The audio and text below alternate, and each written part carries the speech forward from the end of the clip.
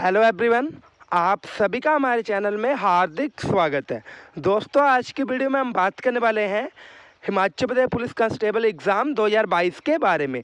तो यहाँ पे मैं आपको दोस्तों एक चीज़ क्लियर कर दूं कि ये जो हमारा हिंदी व्याकरण का पार्ट है उसको हम इस तरह से डिस्कस करेंगे कि ये जो आने वाले दिन है उसमें आपका ये जो हिंदी व्याकरण का पार्ट है पूरी तरह से कवर हो जाए। और ऐसे जो क्वेश्चंस हैं जिनको आप हमेशा छोड़ के आते हो उनको भी हम इन्हीं वीडियोज़ में डिस्कस करेंगे। तो यहाँ पर देखिए दोस्तों, जो हमारे अलग अलग पार्ट है जैसे जीके है, रीजनिंग है, ऐसे जो अलग अलग पार्ट है उनकी यहाँ पे इम्पोर्टेंस होती है, लेकिन जो हिंदी का सब्जेक्ट है उसकी अलग से इम्पोर्टेंस रहती है। अगर आपने ज़्यादा नंबर लेने हैं तो दोस्तों उसमें जो हिंदी व्याकरण है उसकी इम्पोर्टेंस बढ़ जाती है। ऐसा क्यों है? क्योंकि इसमें क्वेश्चंस ऐसे होते हैं जिनके लिए आपको ट्रिक की ज़रूरत होती है।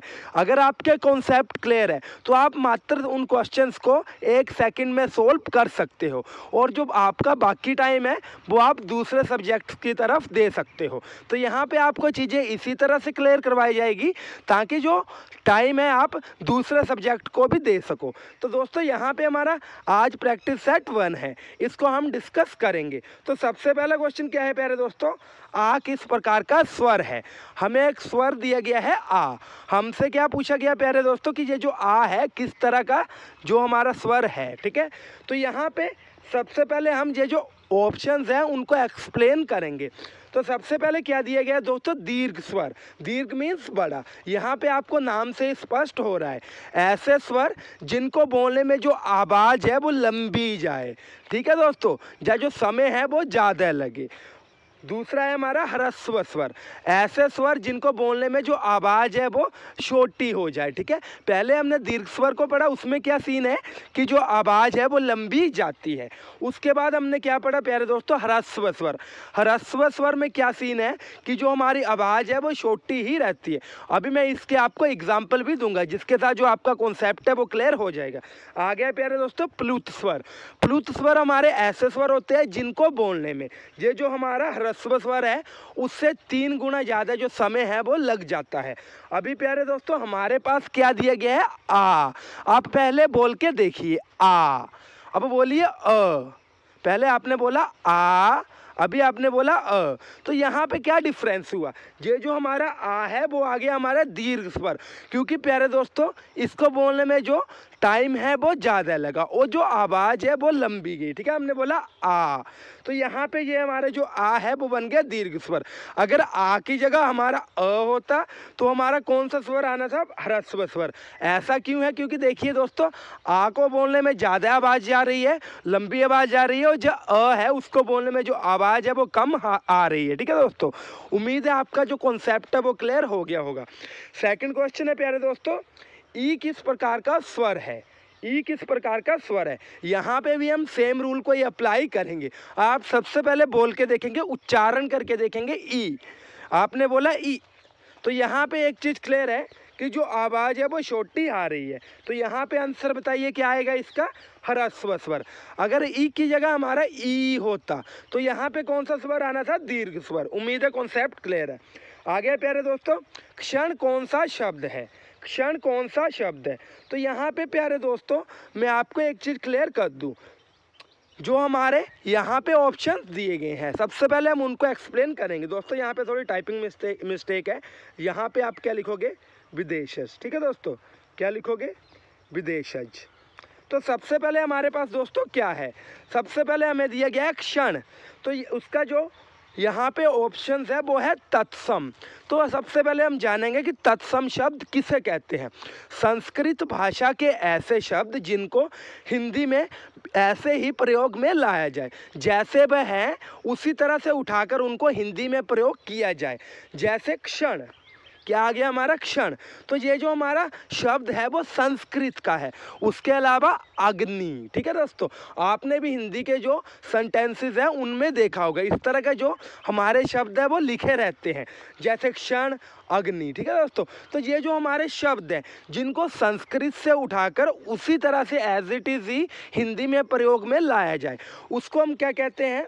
तत्सम शब्द। अगर ऐसा कोई क्वेश्चन आएगा, इस तरह से हमें एक शब्द दिया गया है जिसको आप समझ रहे हो कि ये जो शब्द है वो संस्कृत का है, तो उसका जो सही आंसर है क्या आएगा प्यारे दोस्तों? तत्सम। क्या आएगा? तत्सम। उसके अलावा तद्भव। देखिए दोस्तों, सबसे पहले हमने डिस्कस करा तत्सम, जो अग्नि है वो आ गया हमारा तत्सम। उसके अलावा जब हम अग्नि को आग में परिवर्तित करेंगे, ठीक है दोस्तों, जब हम अग्नि को आग में परिवर्तित करेंगे मीन्स जो हमारा संस्कृत का शब्द है उसको हिंदी में बदलना, उसको हम क्या कहते हैं? तद्भव। अगर ऐसा कोई क्वेश्चन आएगा आग किस तरह का शब्द है, तो आपने यहाँ पे क्या आंसर लगाना है? तद्भव। आ गया प्यारे दोस्तों देशज शब्द। ऐसे शब्द होते हैं ये जो कि क्षेत्रीय भाषाओं से लिए गए होते हैं, जिनको कि हम देसी शब्द भी कहते हैं, जैसे पगड़ी, चारपाई। इस तरह के जो शब्द है प्यारे दोस्तों वो क्या आ गए हमारे? देशज शब्द। विदेशी शब्द को हम जानेंगे। विदेशी शब्द ऐसे शब्द होते हैं जिनको कि दूसरी लैंग्वेज से लिया गया होता है, ठीक है। जैसे आ गया हमारा हॉस्पिटल, डॉक्टर, ठीक है दोस्तों। तो इस तरह से ये जो हमारे शब्द हैं उनको हम क्या कहेंगे? विदेशी शब्द। अभी यहाँ पे क्वेश्चन क्या है हमारा? क्षण कौन सा शब्द है? तो आप क्षण को बोल के समझ गए होंगे कि ये जो शब्द है वो संस्कृत का है, तो हमारा कौन सा यहाँ पे आंसर आ रहा है? तत्सम शब्द। उम्मीद है कॉन्सेप्ट क्लियर हो गया होगा। अभी यहाँ पे हमारा एक और नया कॉन्सेप्ट जुड़ेगा। यहाँ पे भी दोस्तों यहाँ पे थोड़ी टाइपिंग की मिस्टेक हुई है। क्या आएगा? विदेशज, ठीक है दोस्तों। आगे क्वेश्चन नंबर 4 है, रेलगाड़ी कौन सा शब्द है? रेलगाड़ी कौन सा शब्द है? हमें एक शब्द दिया गया है रेलगाड़ी, और हमसे क्या पूछा गया है? ये जो शब्द है वो कौन सा शब्द है? ये जो नीचे ऑप्शन दिए हैं उनमें से कौन सा शब्द है? तो देखिए दोस्तों, हमने यहाँ पे कौन कौन से जो हमारे शब्द हैं उनके मीनिंग समझे हैं। तत्सम का पता लग गया कि जो संस्कृत के शब्द रहते हैं जिनको हिंदी में एज इट इज ही उठा के यूज़ किया जाता है।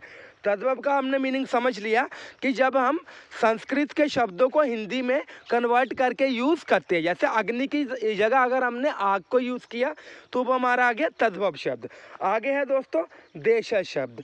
देशज शब्द ऐसे शब्द होते हैं जो कि क्षेत्रीय भाषाओं से लिए गए हो, जिनको कि हम देसी शब्द भी कहते हैं। उसके अलावा दोस्तों अभी हमारे पास संकर शब्द, तो इसका भी एक मामूली सा कॉन्सेप्ट है। कॉन्सेप्ट क्या है प्यारे दोस्तों? ऐसे शब्द जो कि दो भाषाओं को मिलाकर बनाए जाते हैं। प्यारे दोस्तों समझिएगा, दो भाषाओं को मिला के बनाए जाते हैं। यहाँ पे क्या है? रेलगाड़ी। जो हमारा रेल है वो कौन सा शब्द आ गया? अंग्रेजी का। उसके बाद जो गाड़ी है वो कौन सा आ गया? हिंदी का। तो यहाँ पे क्या इक्वेशन बन रही है? English plus Hindi. तो आंसर क्या आएगा प्यारे दोस्तों? संकर शब्द, ठीक है।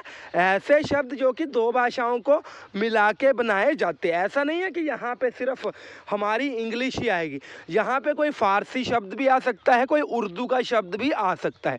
कुल मिला के ऐसे शब्द जो कि दो भाषाओं के मिश्रण से बने होते हैं। उम्मीद है आपका जो कॉन्सेप्ट है वो क्लियर हो गया होगा। आगे दोस्तों हमारा क्वेश्चन नंबर 5 है, पगड़ी कौन सा शब्द है?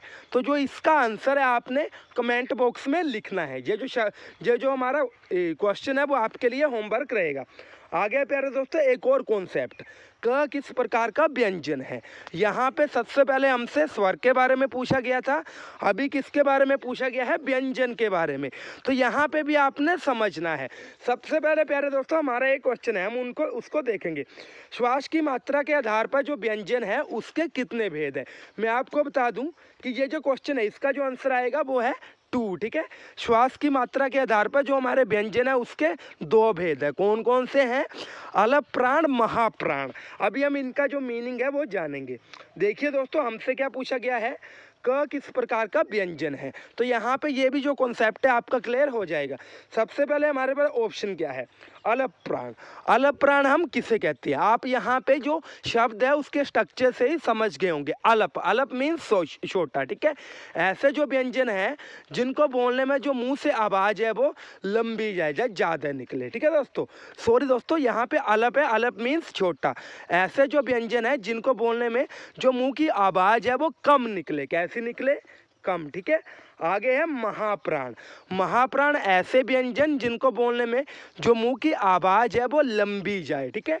यहाँ पे अलप प्राण हमारा हो गया जिन हमारे जो व्यंजन है उनको बोलने में जो आवाज़ है वो छोटी रहे। और महाप्राण मीन्स ऐसे जो व्यंजन जिनको बोलने में जो आवाज़ है वो लंबी जाए। यहाँ पे हम एग्जाम्पल लेंगे। हमारे पास क्या दिया गया है, क। क्या दिया गया है, क। आप खुद बोल के देखिए क। इसका जब हमने उच्चारण करा तो जो हमारा मुंह है उससे जो आवाज़ है वो कम निकल रही है एज कंपैरिजन जैसे हम बोलेंगे ख। तो जब हमने बोला ख तो जो हमारा मुंह है उससे जो आवाज़ है वो कैसी आ रही है प्यारे दोस्तों, लंबी। तो ये आ गया हमारा महाप्राण। अगर क होगा तो हम जानेंगे अलप्राण, अगर ख होगा तो हमें पता लगेगा महाप्राण। इसी तरह से ये जो हमारा कॉन्सेप्ट है वो क्लियर हो जाता है। श्वास की मात्रा के आधार पर जो व्यंजन है उसके दो भेद हैं, अलप्राण और महाप्राण। अलप्राण ऐसे व्यंजन है जिनको बोलने में कम समय लगता है, जब मुंह से कम आवाज़ निकलती है, श्वास निकलती है। महाप्राण ऐसे व्यंजन है जिनको बोलने में जो मुंह से आवाज़ है वो लंबी जाती है। ठीक है दोस्तों, आ गया प्यारे दोस्तों हमारा क्वेश्चन नंबर 7। घ किस प्रकार का व्यंजन है? हमसे यहाँ से पूछा गया है घ किस प्रकार का व्यंजन है। सबसे पहले आप बोल के देखेंगे घ, तो जो आवाज़ है वो लंबी जा रही है। तो यहाँ पे जो हमारा घ है किस प्रकार का व्यंजन है, महाप्राण। आगे ये जो क्वेश्चन नंबर 8 है वो मैंने आपको समझा दिया है। आगे क्वेश्चन नंबर 9 है, सन्यासी का जो विलोम शब्द है वो क्या रहेगा? सन्यासी का विलोम शब्द क्या रहेगा? तो प्यारे दोस्तों यहाँ पे जो हमारा राइट आंसर है वो क्या आएगा, गृहस्थ। ये जो क्वेश्चन है मैंने आपके लिए इसलिए सिलेक्ट किया है क्योंकि दोस्तों ये जो क्वेश्चन है मोस्ट इंपॉर्टेंट क्वेश्चन है और इस बार भी आपके एग्जाम में आ सकता है। आ गया दोस्तों हमारा क्वेश्चन नंबर 10। र का उच्चारण स्थान क्या है? र का उच्चारण स्थान क्या है? सबसे पहले प्यारे दोस्तों हम ये जानेंगे कि उच्चारण स्थान किसे कहते हैं और कौन कौन से जो हमारे स्वर और व्यंजन है उनके उच्चारण स्थान कौन कौन से हो सकते हैं। तो यहाँ पे प्यारे दोस्तों हमारे पास एक चार्ट है, क्या दिए गए हैं, जैसे ये है हमारा अ, आ, क, ख, घ, जो इस तरह से हमारे वर्ण है। ठीक है, इसमें हमारे स्वर भी आ रहे हैं और व्यंजन भी आ रहे हैं।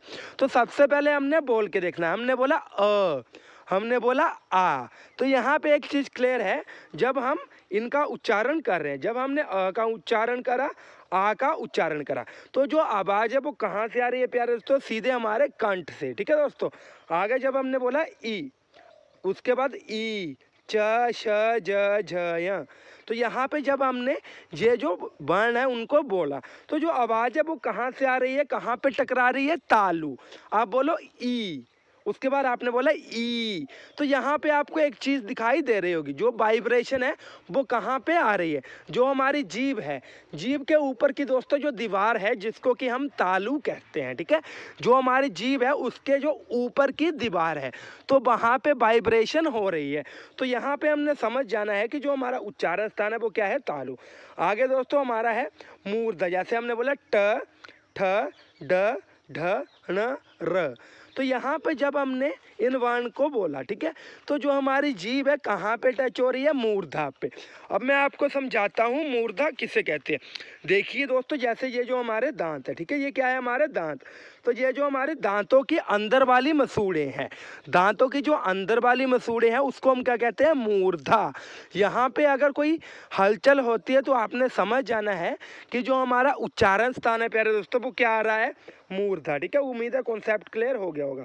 आगे है दंत, जैसे हमने बोला त, थ, द, ध, न, ल, स, ऐसे जो वर्ण है जिनको बोलने में जो हमारी जीभ है वो दांतों के साथ टकराए। ठीक है, जो हमारी जीभ है वो दांतों के साथ टकराए, जैसे आपने बोला त, थ, द, ध, तो इस तरह से जो हमारी जीभ है जब दांतों से टकराती है तो हमने समझ जाना है हमारा कौन सा उच्चारण स्थान है प्यारे दोस्तों, दांत। दांत मीन्स दांत। आगे है ओष्ठ, क्या है, ओष्ठ। अभी सबसे पहले आप बोल के देखिए प, फ, ब, भ, म, जब भी हमने ये जो हमारे वर्ण है इनको बोला तो जो हमारे लिप्स है वो आपस में टच हो रहे हैं। ऐसी सिचुएशन में आपने समझ जाना है उच्चारण स्थान क्या है प्यारे दोस्तों, हमारा होंठ। ठीक है दोस्तों, अभी यहाँ पे एक ही चीज़ में कंफ्यूजन होती है कि जो मूर्धा है हम किसे कहते हैं। मैंने आपको क्लियरली समझा दिया कि जो दांतों के पास, ये जो दांतों के अंदर की भाग की हमारी जो भी यहाँ पे जगह रहती है, ठीक है, जिसको कि हम मसूड़े भी कहते हैं, दांतों के अंदर के साइड की जो मसूड़े हैं उसको हम मूर्धा कहते हैं। और जो हमारी जीभ है, जीभ के ऊपर की जो दीवार है, जो ऊपर वाली साइड होती है, जैसे मैं आपको तालु बताता हूँ, ये जो हमारी दीवार है, ठीक है, ये जो हमारी दीवार है जीभ के ऊपर वाली, उसको हम क्या कहते हैं? तालू। उम्मीद है प्यारे दोस्तों आपका जो कॉन्सेप्ट है वो क्लियर हो गया होगा। अभी हम जाएंगे दोस्तों ये जो हमारे वर्ग हैं, ठीक है, जैसे कवर्ग का कौन सा उच्चारण स्थान है, खवर्ग का कौन सा उच्चारण स्थान है। तो मेरी आपको एक एडवाइस है दोस्तों, आप यहाँ से स्क्रीनशॉट ले लीजिए, ठीक है। जैसे हमारा कवर्ग है उसका जो उच्चारण स्थान है वो कंठ है, ठीक है। सिंपल चीज़ है, क से कवर्ग और क से कंठ। आगे हमारा च श ज झ य। तो ये जो हमारा वर्ण है वो वर्ग है वो कौन सा आ रहा है? च्वर्ग। और इसका जो उच्चारण स्थान है वो क्या है? तालव्य। इसी तरह से आप यहाँ से स्क्रीनशॉट ले सकते हो, आपको जो चीज़ें हैं वो क्लियर हो जाएगी। अभी हम हमने क्वेश्चन की तरफ जाते हैं। क्वेश्चन क्या है प्यारे दोस्तों? हमारा क्वेश्चन नंबर 10, र का उच्चारण स्थान क्या है? तो आप बोल के देखिए र, आप बोल के देखिए र र र। तो यहाँ पे जो हलचल है किधर हो रही है? जो हलचल है प्यारे दोस्तों जो हमारे दांत है उसकी अंदर वाली मसूड़ों पे हो रही है। तो यहाँ पे हमने समझ जाना है कि उच्चारण स्थान कौन सा है प्यारे दोस्तों? हमारा यहाँ पे मूर्धा। कौन सा है? मूर्धा। तो दोस्तों उम्मीद है ये जो कॉन्सेप्ट्स हैं आपके क्लियर हो गए होंगे। वीडियो अच्छी लगी हो वीडियो को लाइक करें, चैनल को सब्सक्राइब करें और अपने फ्रेंड्स के साथ ज़्यादा से ज़्यादा शेयर करें। दोस्तों थैंक यू। जय हिंद, जय भारत, जय हिमाचल।